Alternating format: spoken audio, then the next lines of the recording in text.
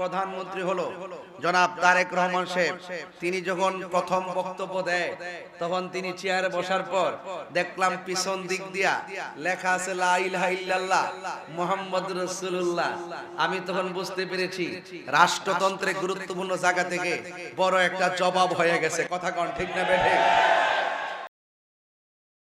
আল্লাহ রাব্বুল আলামিন কোরআনে বলেছেন, তোমরা যদি ধৈর্য ধারণ করতে পারো আর তোমরা যদি আল্লাহকে ভয় করতে পারো আর ওই মুহূর্তে শত্রু যদি তোমাদের মুখোমুখি হয়ে যায়, তাইলে তোমাদের কাছে তোমাদের জন্য সাহায্য করবেন একজন।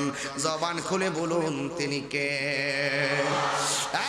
যুবক ভাইয়ের আমার, মুরব্বী বাবারা, পায়ের মধ্যে হাত দিয়ে বলে দিয়ে যায় আল্লাহ রাব্বুল আলামিনকে ভালোবাসবেন, কারণ আল্লাহ রাব্বুল আলামিন কোরআনে বলে দিয়েছেন দুইটা কোয়ালিটি যার মধ্যে ধারণ করবে, দুইটা কোয়ালিটি যার হৃদয়ের মধ্যে ধারণ করবে, এদেরকে আমার আল্লাহ জান্নাত দিয়ে দিবেন। আমার আল্লাহ রাব্বুল আলামিন বলেন ওয়াবাশশিরিল্লাযীনা আমানু ওয়া আমিলুস সালিহাতি আন্না লাহুম জান্নাতিন তাজরি মিন তাহতিহাল আনহার।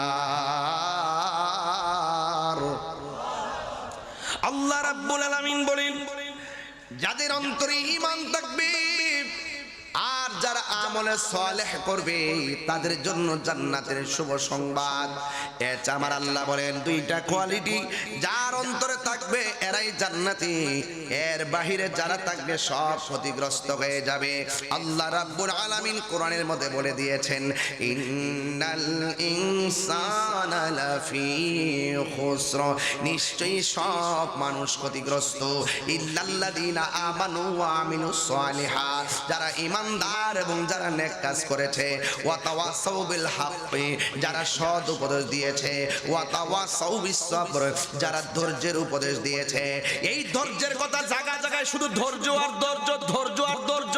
আল্লাহ পাক কোরআনে নামাজের কথা বলার আগে ধৈর্যের কথা বলেছেন। কথা বলেন ঠিক কি না? ইয়া আইয়ুহাল্লাযীনা আমানুস্তাঈনু বিস সাবরি ওয়াস সালাহ। খেয়াল করেন বলছে হে ঈমানদারগণ তোমরা আল্লাহর কাছে সাহায্য চাও বিসবরি, ধৈর্যের মাধ্যমে, এরপরে বলছে ওয়াস সালাহ, নামাজের মাধ্যমে। ওয়ালানাবলুওয়ান্নাকুম বিশাইইন মিনাল খাউফি ওয়াল জু'i ওয়া নাকসিন মিনাল আমওয়ালি ওয়াল আনফুসি ওয়াস সামারা ওয়া বাশশিরিস সাবিরিন। আল্লাহ বলছেন ধৈর্যশীলদের জন্যই জান্নাত। ইন্নাল্লাহা মা'আস সাবিরিন, নিশ্চয়ই ধৈর্যশীলদের সঙ্গেই আমার আল্লাহ তাআলা রয়েছেন। কথা বলেন ঠিক কি না? এই জন্য জায়গায় জায়গায় শুধু ধৈর্য, যার জীবনে ধৈর্য বেশি তার জীবনে সফলতা বেশি, যার জীবনে ধৈর্য কম তার জীবনে হতাশা বেশি। ঠিক কিনা? এই জন্য দয়াময় রহমান নাজিল করেছেন আল কোরআন। এই কোরআনের ভিতরে জায়গা জায়গায় জায়গা জায়গায় শুধুমাত্র ধৈর্যের কথা বলেছে। এই ধৈর্য না থাকার কারণে 10 টাকার জন্য মানুষ মানুষকে হত্যা করে ফেলে। কথা কোন ঠিক কিনা? ধৈর্য না থাকার কারণে শান্তির ঘরে অশান্তির আগুন লাগাইয়া দেয়। ধৈর্য না থাকার কারণে অতি তাড়াতাড়ি বড়লোক হওয়ার স্বপ্ন দেখে। কথা কোন ঠিক কিনা কোন? এই জন্য না আল্লাহ রাব্বুল আলামিন পৃথিবীটা সৃষ্টি করেছেন ফি সিত্তাতি আইয়ামিন সুম্মা ইসতাওয়া আলাল আরশ। আমার আল্লাহ রাব্বুল আলামিন পৃথিবীটাকে সৃষ্টি করেছেন 6 দিনে।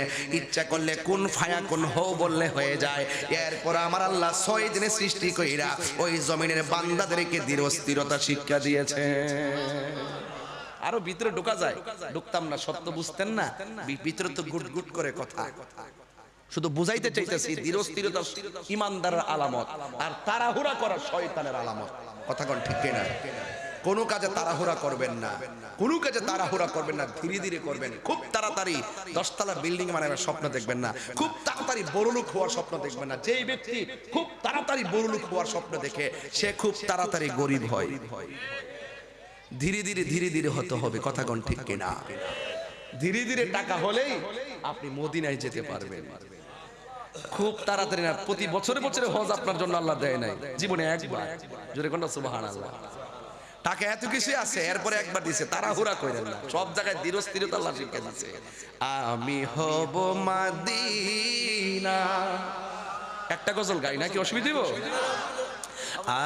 কেউ চা খাইতেছে? মাশাআল্লাহ।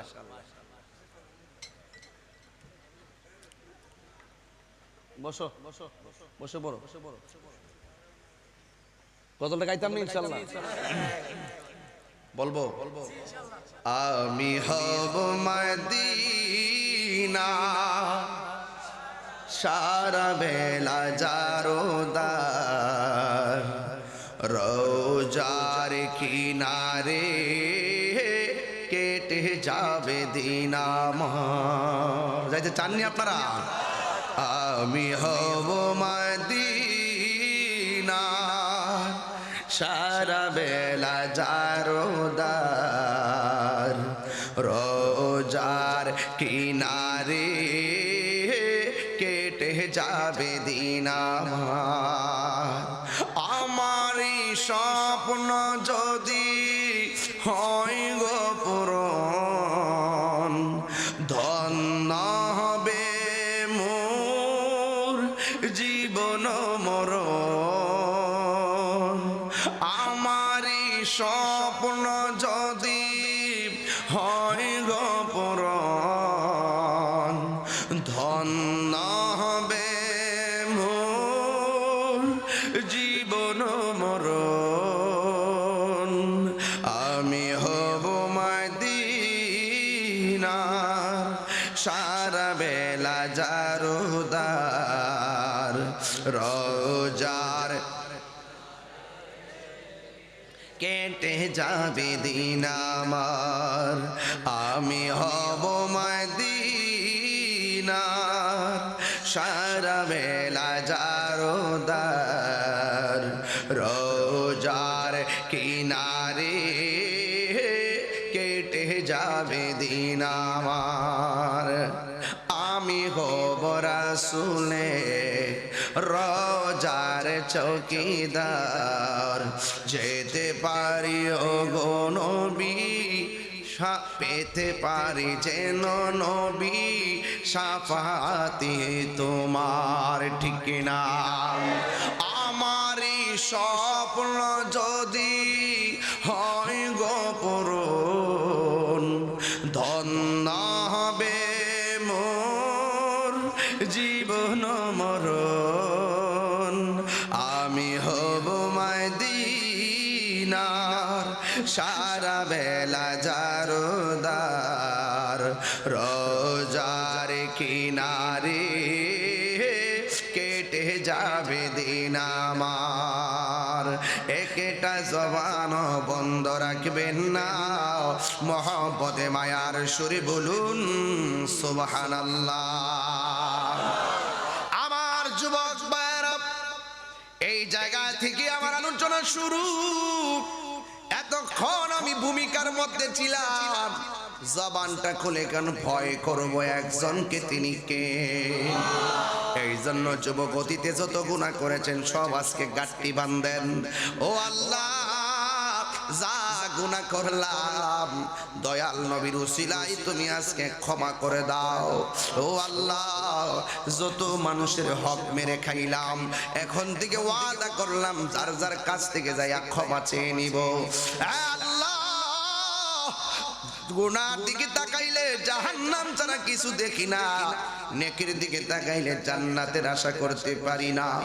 এই জন্য আল্লাহ, তুমি যদি ধরো আমাদের বাঁচার কোনো রাস্তা নাই, কারণ তোমার ধরা অনেক শক্ত, আমরা বাঁচতে পারবো না। এই গুনাহ মাফ করার মালিক কে? আমার যুবক ভাইয়েরা, আল্লাহ রাব্বুল আলামিন কোরআনের মধ্যে বলেছেন, তোমরা যদি ধৈর্য ধারণ করতে পারো আর যদি তোমরা আল্লাহকে ভয় করতে পারো, তাইলে তোমাদের উপরে আল্লাহর রহমত, আল্লাহর রহমত, আল্লাহর রহমত তোমাদের জন্যই আল্লাহর সাহায্য চলে আসবে। এই জন্য আমার যুবক ভাইয়েরা, সাহাবায়ে কেরাম থেকে যত নবী আলাইহিস সালাতু ওয়াস সালামরা ছিলেন, সব নবীগণ তার উম্মতকে দীক্ষা দিয়েছেন। সব সাহাবায়ে কেরামগণ তাদের সমসাময়িক মানুষকে একটা কথাই বলেছেন, আল্লাহ রাব্বুল আলামিনকে ভয় করো, আল্লাহ রাব্বুল আলামিনকে ভয় করো। যুবক ভাইয়েরা আমার, যুগে যুগে সাহাবায়ে কেরাম নিজের তাজা রক্ত হকের জন্য নিজের তাজা রক্ত দিয়া দিছে, অথচ আমরা নিজের গায়ে থেকে ঘাম জড়াইতে চাই না। আমরা শুধু খানকার মধ্যে বসে বসে আল্লাহ আল্লাহ জিকিরি করি।